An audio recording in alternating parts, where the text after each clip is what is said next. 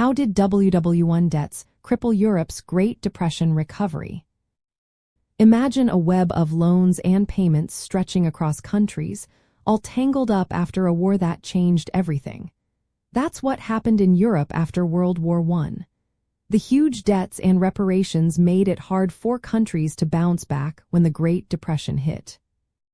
After the war ended in 1918, the Treaty of Versailles made Germany pay heavy reparations to France and Britain. These payments were meant to cover where damages but ended up crushing Germany's economy. They lost land, factories, and access to important markets, making it impossible to earn enough money to pay what they owed.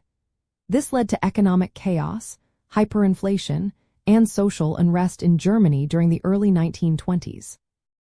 But Germany wasn't the only one struggling. France and Britain borrowed a lot of money from the United States to fund their war efforts. After the war, they depended on German reparations to pay back these loans. It created a fragile chain.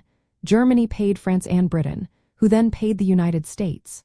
This system looked good for a while, and European economies seemed to recover during the mid-1920s. However, this setup was very fragile. When the stock market crashed in 1929, American banks pulled back their loans to Europe to cover their own losses.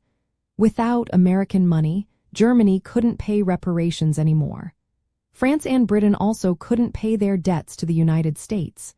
This broke the chain and made the economic crisis worse. Protectionist policies added fuel to the fire. The United States passed the Hawley-Smoot tariff, raising tariffs on imports to protect American businesses. European countries responded with their own tariffs, which cut down global trade even more. As trade slowed, unemployment soared, factories shut down, and social tensions grew across Europe. This economic chaos made politics unstable. In Germany, the inability to recover and resentment over reparations helped extremist groups like the Nazis gain support.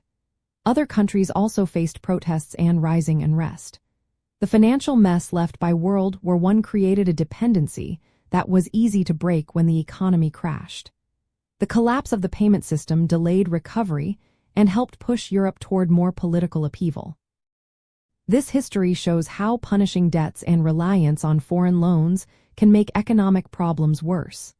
When the Great Depression hit, the interconnected debts and reparations made the crisis deeper and longer-lasting. It also helped create the conditions that led to the outbreak of World War II. So, the debts from the war didn't just weigh down economies, they changed the course of history.